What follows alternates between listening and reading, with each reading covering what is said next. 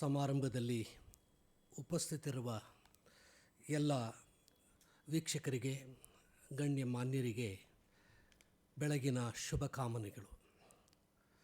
The ಮಿಥಿಕ್ಸ್ society ಮತ್ತು ಬೆಂಗಳೂರು ನಗರ ವಿಶ್ವವಿದ್ಯಾನಿಲಯದ ಸಂಯುಕ್ತ ಆಶ್ರಯದಲ್ಲಿ ಸಹಯೋಗದಲ್ಲಿ ಹಮ್ಮಿಕೊಂಡಿರ್ತಕ್ಕಂಥ ಪ್ರಸ್ತುತ ಕಾರ್ಯಕ್ರಮ ಭಾರತೀಯ ಸಂಸ್ಕೃತಿಯ ಹಿನ್ನೆಲೆಯಲ್ಲಿ ಶ್ರೀ ಅರವಿಂದರು. ಈ ಒಂದು ಕಾರ್ಯಕ್ರಮವನ್ನು ಉದ್ಘಾಟನೆ ಮಾಡಲಿಕ್ಕೆ ನನ್ನನ್ನು ಆಹ್ವಾನಿಸಿ ಅವಕಾಶ ಮಾಡಿಕೊಟ್ಟಂತಹ ಮಿಥಿಕ್ಸ್ ಸೊಸೈಟಿಯ ಎಲ್ಲ ಸದಸ್ಯರಿಗೆ, ಆಡಳಿತ ಮಂಡಳಿಯವರಿಗೆ ಮೊದಲನೇದಾಗಿ ನನ್ನ ಹೃತ್ಪೂರ್ವಕ ವಂದನೆಗಳನ್ನು ಅರ್ಪಿಸ್ತಾ, ಈ ಒಂದು ಪ್ರಮುಖವಾದಂತಹ ವಿಚಾರ 2 ದಿವಸಗಳ ವಿಚಾರ ಸಂಕಿರಣದಲ್ಲಿ ಮುಖ್ಯ ಅತಿಥಿಗಳಾಗಿ ತಮ್ಮ ಮಾತುಗಳನ್ನು ಆಡಲಿರುವ ನಾಡಿನ ಹೆಸರಾಂತ ಶಿಕ್ಷಣ ತಜ್ಞರು, ವಾಗ್ಮಿಗಳು ಆದಂತಹ ಡಾಕ್ಟರ್ ಗುರುರಾಜ ಕರಜಗಿ ಅವರೇ, ಮಿಥಿಕ್ಸ್ ಸೊಸೈಟಿಯ ಗೌರವ ಕಾರ್ಯದರ್ಶಿಗಳು ಆದಂತಹ ಹೆಸರಾಂತ ವಿದ್ವಾಂಸರು, ಸಾಂಸ್ಕೃತಿಕ ವಿಚಾರಗಳಿಗೆ ಅತ್ಯಂತ ಪ್ರಖ್ಯಾತಿಯಾದವರು, ವಿಚಾರವಂತರು, ಹಿರಿಯರು ಆದಂತಹ ಶ್ರೀ ವಿ ನಾಗರಾಜ್ ಅವರೇ, ವೇದಿಕೆಯ ಮುಂದೆ ಇರತಕ್ಕಂಥ ಎಲ್ಲ ವಿಚಾರ ಆಸಕ್ತರೇ, ಭಾರತೀಯ ಸಂಸ್ಕೃತಿಯಲ್ಲಿ ವಿಶೇಷ ಆಸ್ತಿಯನ್ನು ವಹಿಸಿ ಬಂದಿರತಕ್ಕಂಥ ಎಲ್ಲ ಆಹ್ವಾನಿತರೇ, ಮಾಧ್ಯಮ ಮಿತ್ರರೇ, ಈ ಒಂದು 2 ದಿವಸಗಳ ವಿಚಾರ ಸಂಕಿರಣವನ್ನು ಆಯೋಜಿಸಿರ್ತಕ್ಕಂಥ 2 ಪ್ರಮುಖ ಸಂಸ್ಥೆಗಳು, ಇಡೀ ದೇಶದಲ್ಲೇ ಪ್ರಮುಖವಾದಂಥ ಸಂಸ್ಥೆಗಳು. ಸೆಂಟ್ರಲ್ ಕಾಲೇಜ್ ಆವರಣದಲ್ಲಿ ಇರತಕ್ಕಂಥ 4 ವರ್ಷಗಳ ಹಿಂದೆ ಬೆಂಗಳೂರು ವಿಶ್ವವಿದ್ಯಾನಿಲಯದಿಂದ ವಿಭಜನೆಗೊಂಡು ಸ್ಥಾಪಿತ ಆಗಿರ್ತಕ್ಕಂಥ ಬೆಂಗಳೂರು ನಗರ ವಿಶ್ವವಿದ್ಯಾನಿಲಯ ಹಾಗೂ ದ ಮಿಥಿಕ್ಸ್ ಸೊಸೈಟಿ ಎರಡೂ ಕೂಡ ಐತಿಹಾಸಿಕವಾದಂಥ ಸಂಸ್ಥೆಗಳು. ಸೆಂಟ್ರಲ್ ಕಾಲೇಜು ಆರಂಭ ಆಗಿದ್ದು 1858ರಲ್ಲಿ. ಆಗ ತಾನೇ 1857 ದೇಶದಲ್ಲಿ ಮೊದಲ ವಿಶ್ವವಿದ್ಯಾನಿಲಯಗಳು, ಪ್ರೆಸಿಡೆನ್ಸಿ ಯೂನಿವರ್ಸಿಟೀಸ್, ಮುಂಬೈ, ಕ್ಯಾಲ್ಕಟಾ, ಚೆನ್ನೈನಲ್ಲಿ ಆರಂಭ ಆಗಿದ್ದ. ಈ ಸಂಸ್ಥೆ 1858ರಲ್ಲಿ ಆರಂಭ ಆಗ್ತದೆ. ಮೊದಲ ಸ್ವಾತಂತ್ರ್ಯ ಸಂಗ್ರಾಮವೂ ಕೂಡ ಘಟಿಸಿದಂತಹ ಚಾರಿತ್ರಿಕ ಸಂದರ್ಭ 1857. ಅನೇಕ ಮೇಧಾವಿಗಳು, ವಿಜ್ಞಾನಿಗಳು ಕಲಿತು ಹೋದಂತಹ ಮಹಾ ಸಂಸ್ಥೆ, ಪುಣ್ಯಭೂಮಿ, ಬೆಂಗಳೂರು ನಗರದ ಹೃದಯ ಭಾಗದಲ್ಲಿರ್ತಕ್ಕಂಥ ಸೆಂಟ್ರಲ್ ಕಾಲೇಜ್. ಸರ್ ಎಂ ವಿಶ್ವೇಶ್ವರಯ್ಯನವರು 1881ರಲ್ಲಿ ಅಲ್ಲಿಂದ ಪದವೀಧರರಾಗ್ತಾರೆ. ರಾಜಾಜಿಯವರು ಪದವೀಧರರಾಗ್ತಾರೆ. ಸರ್ ಸಿ ವಿ ರಾಮನ್ರವರು ತಮ್ಮ ಮೊದಲ ನೊಬೆಲ್ ಪಾರಿತೋಷಕ ಬಹುಮಾನವನ್ನು ತಂದಂತಹ ಒಂದು ಸಂಶೋಧನೆಯನ್ನು ಸಾರ್ವಜನಿಕವಾಗಿ ಪ್ರಕಟಿಸಿದ ಸ್ಥಳ ಅದಾಗಿರ್ತದೆ. 1830ರಲ್ಲಿ ಅವರಿಗೆ ನೊಬೆಲ್ ಪಾರಿತೋಷಕ ದೊರಕುತ್ತೆ. ಆವಾಗ ಬೆಂಗಳೂರು ವಿಶ್ವವಿದ್ಯಾನಿಲಯ, ಸೆಂಟ್ರಲ್ ಕಾಲೇಜು ಪ್ರೆಸಿಡೆನ್ಸಿ ಯೂನಿವರ್ಸಿಟಿ ಮೆಡ್ರಾಸ್ಗೆ ಒಂದು ಕಾರ್ಯವ್ಯಾಪ್ತಿಗೆ ಒಳಪಟ್ಟಿರ್ತದೆ. ತದನಂತರ 1916ರಲ್ಲಿ ಮೈಸೂರು ವಿಶ್ವವಿದ್ಯಾನಿಲಯ ಆರಂಭ ಆದ ಮೇಲೆ ಮೈಸೂರು ವಿಶ್ವವಿದ್ಯಾನಿಲಯದ ವ್ಯಾಪ್ತಿಗೆ ಬರ್ತದೆ. ಮೈಸೂರು ವಿಶ್ವವಿದ್ಯಾನಿಲಯದಲ್ಲಿ ಮಹಾರಾಜ ಕಾಲೇಜು ಮಾನವಿಕ ಅಧ್ಯಯನಗಳಿಗೂ, ಬೆಂಗಳೂರು ಸೆಂಟ್ರಲ್ ಕಾಲೇಜು ವಿಜ್ಞಾನ ಅಧ್ಯಯನಗಳಿಗೂ ಹೆಸರುವಾಸಿಯಾಗಿದ್ದಂಥವು. ತದನಂತರ 1964ರಲ್ಲಿ ಬೆಂಗಳೂರು ವಿಶ್ವವಿದ್ಯಾನಿಲಯ ಮೈಸೂರು ವಿಶ್ವವಿದ್ಯಾನಿಲಯದಿಂದ ಪ್ರತ್ಯೇಕಗೊಂಡ ಮೇಲೆ ಇದು ಸೆಂಟ್ರಲ್ ಕಾಲೇಜು ಬೆಂಗಳೂರು ವಿಶ್ವವಿದ್ಯಾನಿಲಯದ ಒಂದು ಕೇಂದ್ರ ಕಚೇರಿಯಾಗಿ ಸಿಟಿ ಕ್ಯಾಂಪಸ್ ಆಗಿ ಕಾರ್ಯನಿರ್ವಹಿಸುತ್ತಾ ಬಂದಿದ್ದು 2018ರಲ್ಲಿ ಬೆಂಗಳೂರು ವಿಶ್ವವಿದ್ಯಾನಿಲಯ ದೇಶದ ಬಹುದೊಡ್ಡ ವಿಶ್ವವಿದ್ಯಾನಿಲಯ ಆಗಿತ್ತು. 800 ಕಾಲೇಜುಗಳು ಅದರ ವ್ಯಾಪ್ತಿಗೆ ಬರ್ತಾಯಿತ್ತು. ಗುಣಮಟ್ಟವನ್ನು ಹೆಚ್ಚಿಸ್ತಕ್ಕಂಥ ನಿಟ್ಟಿನಲ್ಲಿ, ಆಡಳಿತವನ್ನು ಸುಧಾರಣೆ ಮಾಡ್ತಕ್ಕಂಥ ನಿಟ್ಟಿನಲ್ಲಿ ರಾಜ್ಯ ಸರ್ಕಾರ ಬೆಂಗಳೂರು ವಿಶ್ವವಿದ್ಯಾನಿಲಯವನ್ನು 3 ವಿಶ್ವವಿದ್ಯಾಲಯಗಳನ್ನಾಗಿ ವಿಭಜಿಸಿ, ಜ್ಞಾನಭಾರತಿ ಈಗಿರ್ತಕ್ಕಂಥ ಬೆಂಗಳೂರು ವಿಶ್ವವಿದ್ಯಾನಿಲಯದ ಕೇಂದ್ರ ಸ್ಥಾನ, ಸೆಂಟ್ರಲ್ ಕಾಲೇಜು ನಗರ ವಿಶ್ವವಿದ್ಯಾಲಯದ ಕೇಂದ್ರ ಸ್ಥಾನ, ಕೋಲಾರ ಬೆಂಗಳೂರು ನಾರ್ತ್ ವಿಶ್ವವಿದ್ಯಾನಿಲಯದ ಕೇಂದ್ರ ಸ್ಥಾನ ಆಗಿದೆ. ಈ 2 ಸಂಸ್ಥೆಗಳು ಇತಿಹಾಸವನ್ನು ಸೃಷ್ಟಿಸಿದ ಸಂಸ್ಥೆಗಳು. ಈ ದೇಶದ ಪರಂಪರೆಗೆ, ಜ್ಞಾನ ಪರಂಪರೆಗೆ, ಲೆಗಸಿ ಆಫ್ ಲರ್ನಿಂಗ್, ವಿಜ್ಞಾನ ಪರಂಪರೆಗೆ, ಸಾಂಸ್ಕೃತಿಕ ಪರಂಪರೆಗೆ ಹೆಸರುವಾಸಿಯಾದಂತಹ ಪ್ರತಿಷ್ಠಿತ, ನಾವೆಲ್ಲ ಹೆಮ್ಮೆ ಪಡ್ತಕ್ಕಂಥ ಮಹಾಸಂಸ್ಥೆಗಳು ಹೆಚ್ಚು ಕಡಿಮೆ ಒಂದೇ ಆವರಣದಲ್ಲಿರೋದು. ಇದಕ್ಕೆ ಕಾರಣೀಭೂತರಾದಂಥ ನಾಲ್ವಡಿ ಕೃಷ್ಣರಾಜ ಒಡೆಯರ್ ಅವರ ಒಂದು ಕೈಂಕರ್ಯ ಮತ್ತು ಸರ್ ಎಂ ವಿಶ್ವೇಶ್ವರಯ್ಯನವರ ಒಂದು ಕೆಲಸವನ್ನು ನಾವು ಈ ಸಂದರ್ಭದಲ್ಲಿ ಸ್ಮರಿಸಬೇಕಾಗ್ತದೆ.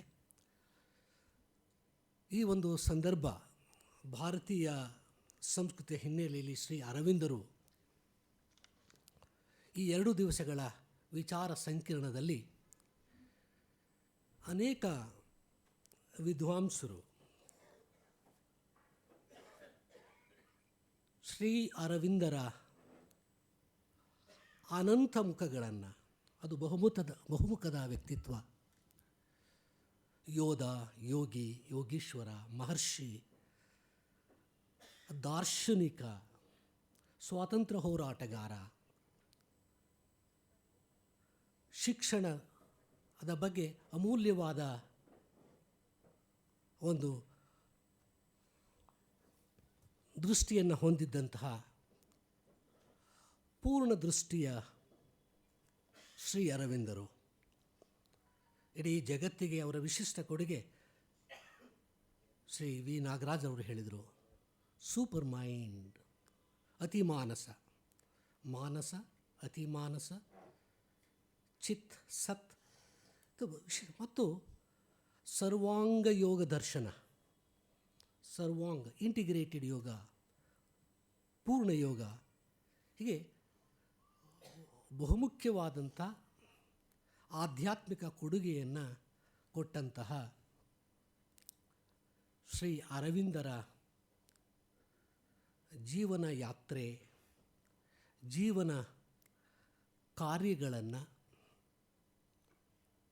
ನಾವು ವಿಚಾರ ಮಾಡ್ತಕ್ಕಂಥ, ಮಂಥನ ಮಾಡ್ತಕ್ಕಂಥ, ಅವಲೋಕನ ಮಾಡ್ತಕ್ಕಂಥ ಕಾರ್ಯ 2 ದಿವಸಗಳ ಸಂಪನ್ಮೂಲ ವ್ಯಕ್ತಿಗಳಿಂದ ಆಗ್ತದೆ. ಇದರಲ್ಲಿ ಎಲ್ಲ ಅಂಶಗಳು ಸೇರಿಕೊಂಡಿದೆ. 2 ದಿವಸಗಳಲ್ಲಿ ಅವರ ವೇದ ಚಿಂತನೆ, ಸಾಹಿತ್ಯ, ಶಿಕ್ಷಣ ಚಿಂತನೆ, ಸ್ವಾತಂತ್ರ್ಯ ಹೋರಾಟ, ಕನ್ನಡ ಸಾಹಿತ್ಯದ ಮೇಲೆ ಶ್ರೀ ಅರವಿಂದರ ಪ್ರಭಾವ, ಬಹಳ ಪ್ರಮುಖವಾದಂಥ ವಿಷಯಗಳು. ಭಾಳ ಗಂಭೀರವಾದ ವಿದ್ವಾಂಸರು ಇದರ ಬಗ್ಗೆ ಹೆಚ್ಚು ಬೆಳಕನ್ನು ಚೆಲ್ಲಲಿದ್ದಾರೆ.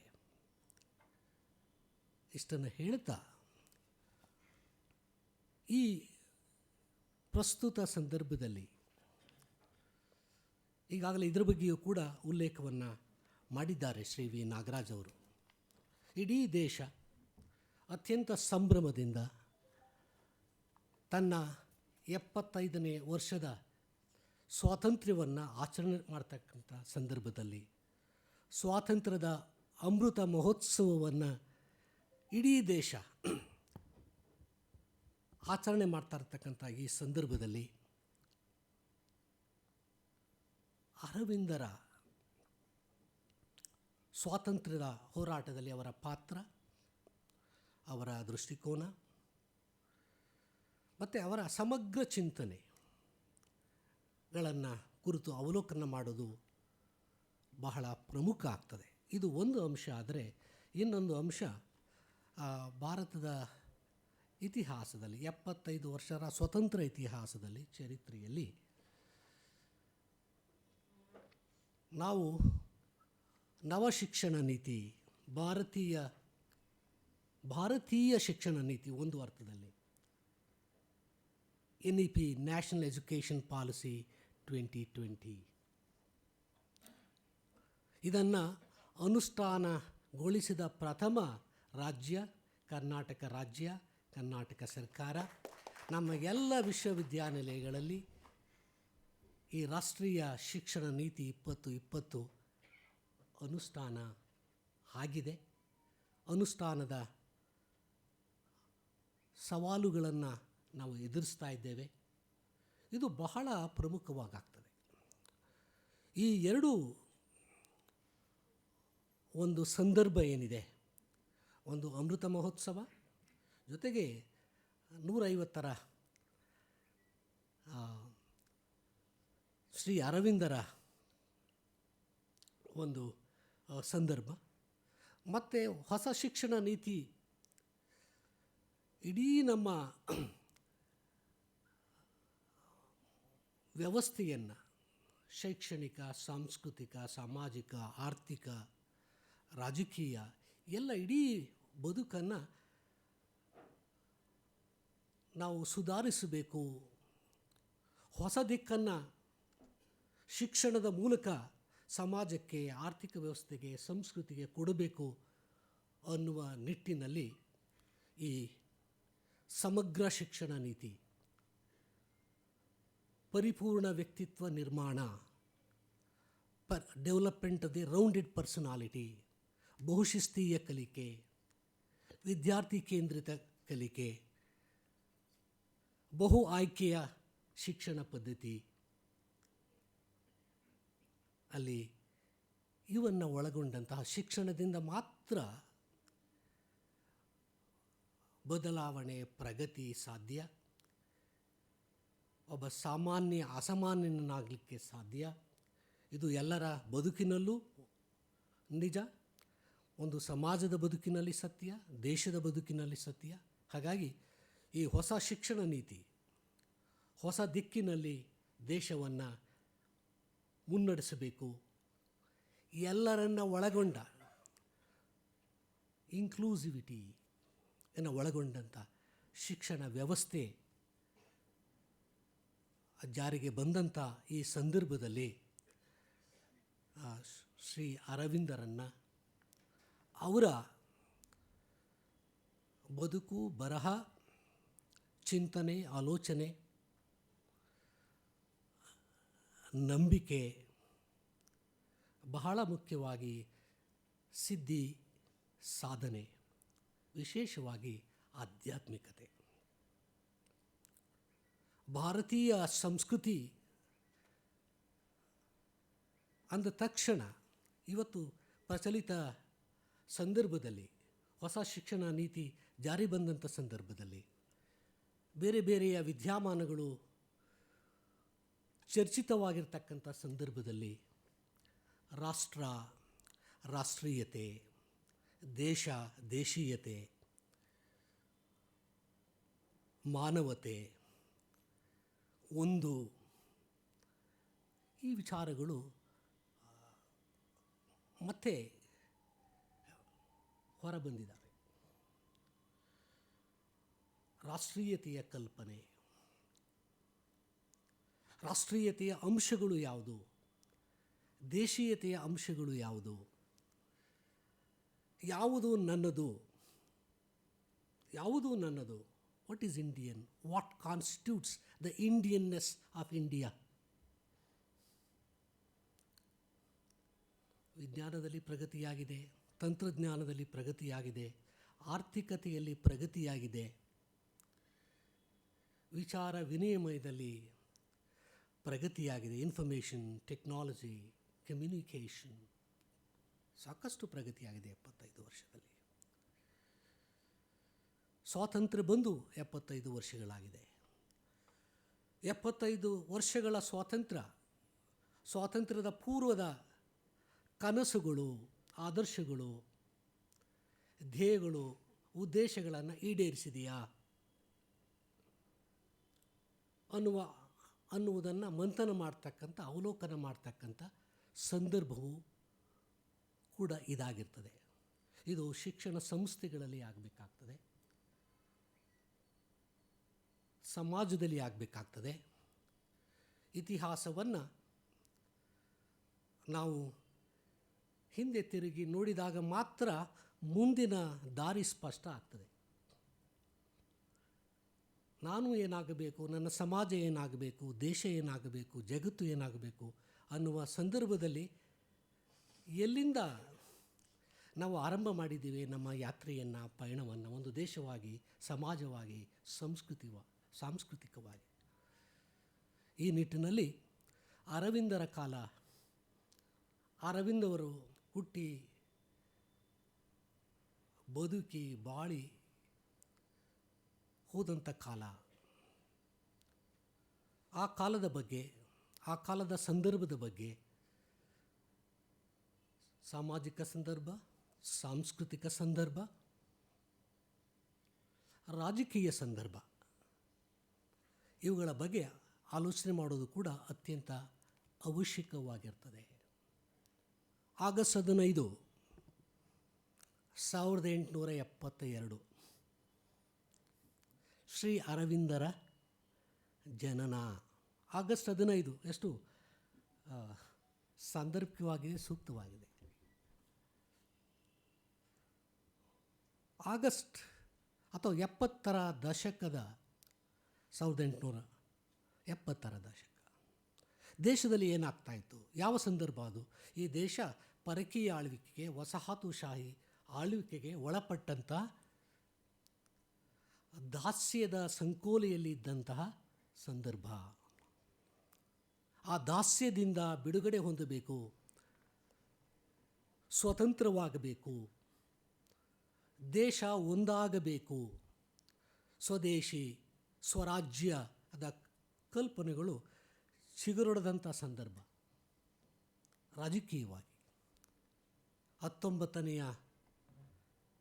ಶತಮಾನ ಇದೆಯಲ್ಲ, ಭಾರತದ ಇತಿಹಾಸದಲ್ಲಿ ಅದು ಪುನರುತ್ಥಾನ ಕಾಲ, ಇಂಡಿಯನ್ ರಿನೈಸಾನ್ಸ್ ಅಂತ ಕರಿತೇವೆ. ಅದರ ಹಿಂದಕ್ಕೆ ಹೋದರೆ, 19ರ ಆದಿಭಾಗಕ್ಕೆ ಹೋದರೆ, ಆಗಾಗಲೇ ಇಲ್ಲಿ ಒಂದು ಧಾರ್ಮಿಕ ಸುಧಾರಣೆಯ ಹೋರಾಟ ನಡೆದಿತ್ತು, ಬ್ರಹ್ಮ ಸಮಾಜದ ಸ್ಥಾಪನೆಯಾಗಿತ್ತು.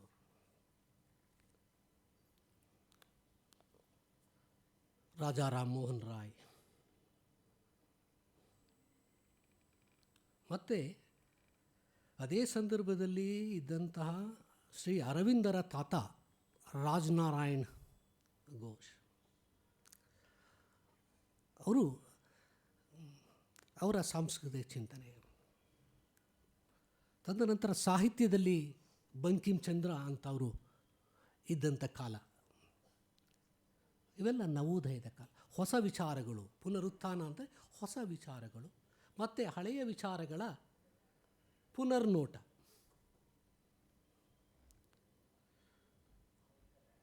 ತದನಂತರ ಟ್ಯಾಗೂರ್, ವಿವೇಕಾನಂದ, ಅದಕ್ಕೆ ಹಿಂದೆ ಪರಮಹಂಸರು, ಮಹಾತ್ಮ ಗಾಂಧಿ. ಆ ಕಾಲಘಟ್ಟದಲ್ಲೇ ಇದು ಆ ಕಾಲದ ಪ್ರೇರಣೆ ಇತ್ತು. ಅಂದರೆ ಈ ಸಂದರ್ಭವನ್ನು ನೆನೀತಾ ಸಾಂಸ್ಕೃತಿಕ ಹಿನ್ನೆಲೆ ಅಂತಂದರೆ ಈ ಹಿನ್ನೆಲೆಯನ್ನು, ಪರಂಪರೆಯನ್ನು ನಾವು ನೆನೀತಕ್ಕಂಥದ್ದು. ಕೇವಲ ರಾಜಕೀಯ ಹೋರಾಟ ಅಲ್ಲ, ಬ್ರಿಟಿಷರಿಂದ ನಾವು ರಾಜಕೀಯ ಸ್ವಾತಂತ್ರ್ಯವನ್ನು ಪಡೆಯೋದು ಅಷ್ಟೇ ಗುರಿ ಅಲ್ಲ ಅನ್ನುವ ಚಿಂತನೆಗಳು ಆರಂಭ ಆಗಿದ್ದು. ನಮ್ಮ ಸಂಸ್ಕೃತಿಯ ಮೇಲೆ ದಬ್ಬಾಳಿಕೆ ಆಗ್ತಾ ಇದೆ. ನಮ್ಮ ಸಂಸ್ಕೃತಿಯನ್ನು, ನಮ್ಮ ಭಾಷೆಯನ್ನು ಅಲ್ಲಗಳೆಯತಕ್ಕಂಥ ಶಿಕ್ಷಣ ವ್ಯವಸ್ಥೆ ಅದಾಗಿತ್ತು. 1835 ನೆನಪಿರಲಿ, ಲಾರ್ಡ್ ಮೆಕಾಲೆಯ ಬಹಳ ಪ್ರಮುಖವಾದಂಥ ಶಿಕ್ಷಣ ನೀತಿ. ಯಾವ ಶಿಕ್ಷಣ ನೀತಿ? We want to create a clan of people, Indian in blood and colour, but British in taste, in opinion and in manners. ಇದು ಶಿಕ್ಷಣ ಪದ್ಧತಿಯ, ಬ್ರಿಟಿಷ್ ಶಿಕ್ಷಣ ಪದ್ಧತಿಯ, ಆಧುನಿಕ ಶಿಕ್ಷಣ ಪದ್ಧತಿಯ ಮೂಲ ಉದ್ದೇಶ ಆಗಿತ್ತು. ರಕ್ತದಲ್ಲಿ, ಬಣ್ಣದಲ್ಲಿ ಭಾರತೀಯರು, ನಮ್ಮ ಚಿಂತನೆಗಳಲ್ಲಿ, ಆಲೋಚನೆಯಲ್ಲಿ, ನಮ್ಮ ನಡವಳಿಕೆಯಲ್ಲಿ ಬ್ರಿಟಿಷರು. And this class will serve as interpreters, mediators between us and the millions that we govern. ನಾವು ಆಳ್ತಕ್ಕಂಥ ಲಕ್ಷಾಂತರ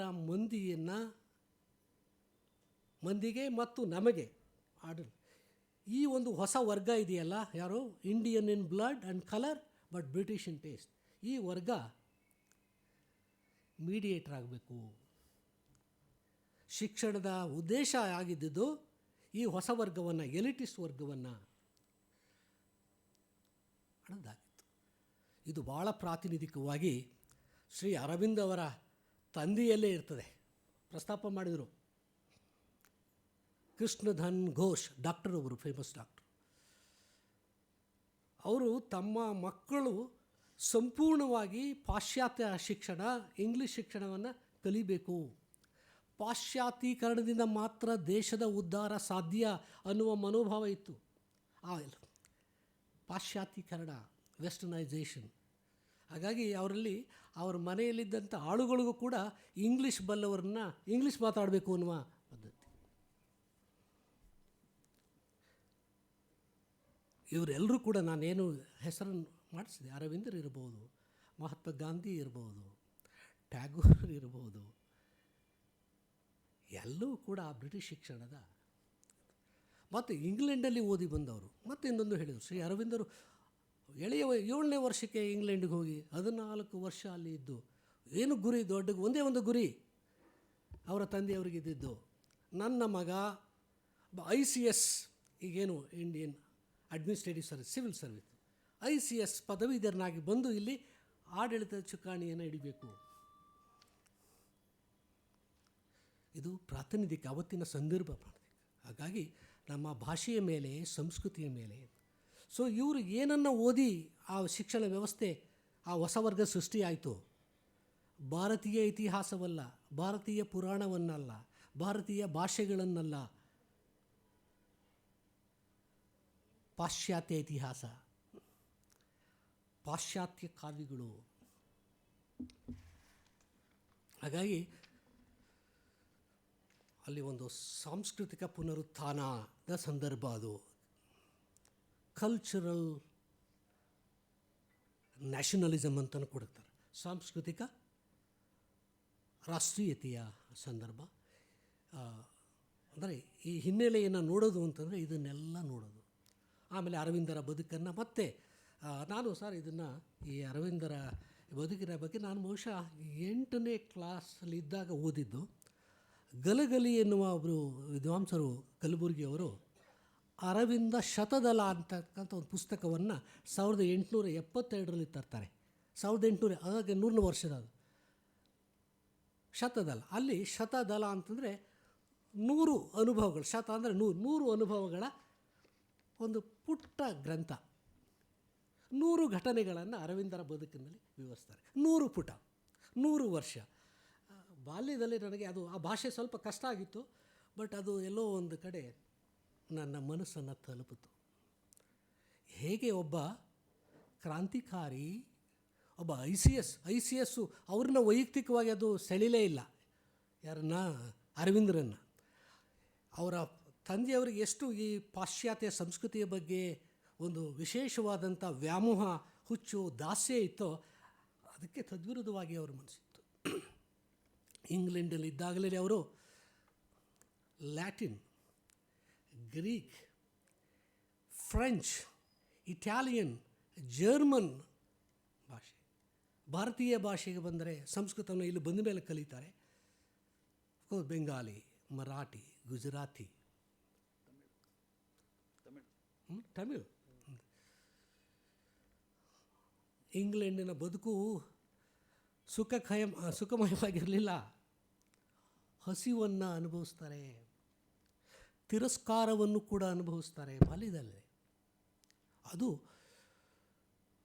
ಅವರ ಈ ರಾಜಕೀಯ ಪ್ರಜ್ಞೆ ಜಾಗೃತವಾಗಿದ್ದು ಹೆಚ್ಚಾಗಿ ಅಲ್ಲಿ. 14 ವರ್ಷ ಇದ್ದು ವಾಪಸ್ ಬರ್ತಾರೆ. ICS ಅವ್ರಿಗೆ ಸಿಗಲ್ಲ. ಯಶಸ್ವಿಯಾಗಿ ಪರೀಕ್ಷೆಯನ್ನು ಪಾಸ್ ಮಾಡಿದ್ರು ಕೂಡ ಅಶ್ವಾರೋಹಣ ಪರೀಕ್ಷೆಯಲ್ಲಿ ಅವರು ಫೇಲ್ ಆಗ್ತಾರೆ.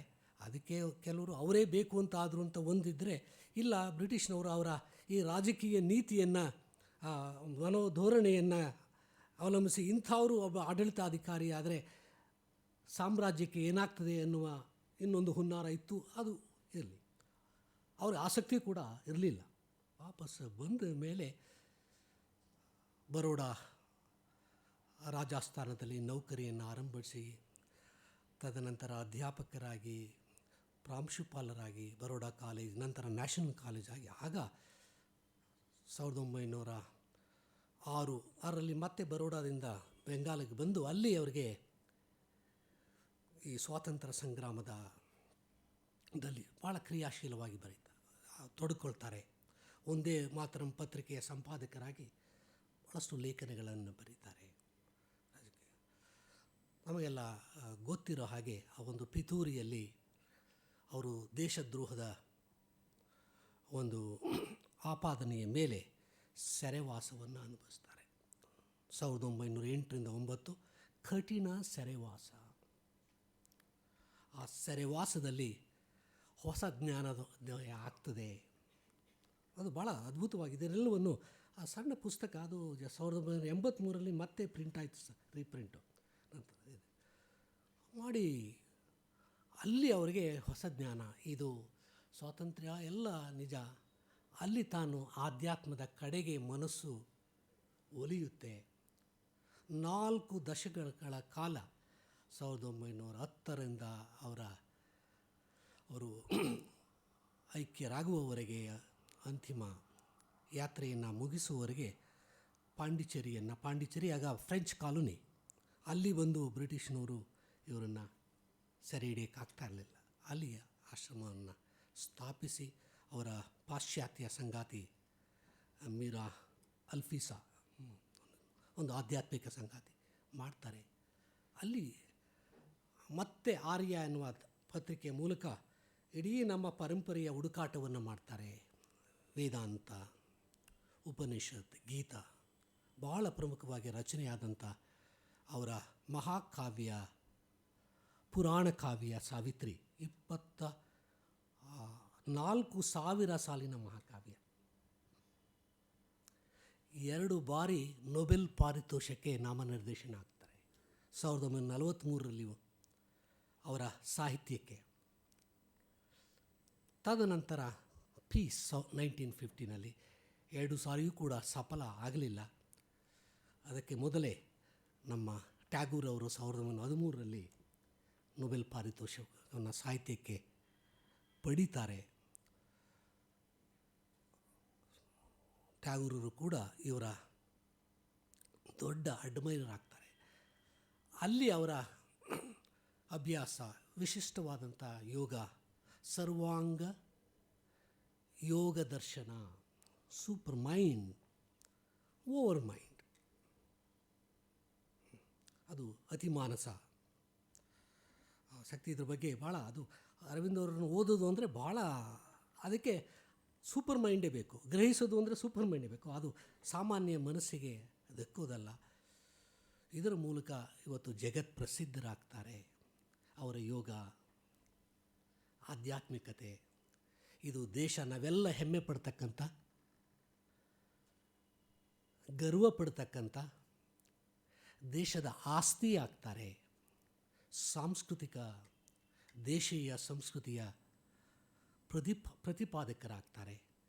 ಇಂಥ ಒಂದು ಬಹುಮುಖ ಅನಂತಮುಖ ವ್ಯಕ್ತಿಯ ಬರಹ, ಬದುಕು, ಸಾಧನೆ, ಸಿದ್ಧಿಯನ್ನು ಅವಲೋಕನ ಮಾಡ್ತಕ್ಕಂಥ, ಚಿಂತಿಸ್ತಕ್ಕಂಥ ಒಂದು ವಿಚಾರ ಸಂಕಿರಣದ ಉದ್ಘಾಟನೆಯನ್ನು ಮಾಡಲಿಕ್ಕೆ ಮತ್ತು ನಮ್ಮನ್ನು ಸೇರಿಸ್ಕೊಂಡಂತಹ ಮಿಥಿಕ್ ಸೊಸೈಟಿ, ನಮ್ಮದು ಹೊಸ ವಿಶ್ವವಿದ್ಯಾನಿಲಯ, ನಮ್ಮಲ್ಲಿ ಸಂಪನ್ಮೂಲಗಳ ಕೊರತೆ ಇದೆ, ಅದು ಸಹಯೋಗ ಅಲ್ಲ, ಪೂರ್ಣಯೋಗ ಮಿಥಿಕ್ ಸೊಸೈಟಿಗೆ ಅದು ಸಲ್ಲಬೇಕು ಅಂತ ಹೇಳ್ತಾ, ಈ ವಿಚಾರ ಕಿರಣ ಯಶಸ್ವಿಯಾಗಲಿ, ಹೊಸ ಬೆಳಕನ್ನು ಚೆಲ್ಲಲಿ, ಯುವ ಪೀಳಿಗೆಗೆ ಪ್ರೇರಣೆಯಾಗಲಿ ಅಂತ ಹೇಳ್ತಾ ನನ್ನ ಮಾತುಗಳನ್ನು ಮುಕ್ತಾಯಗೊಳಿಸ್ತೇನೆ.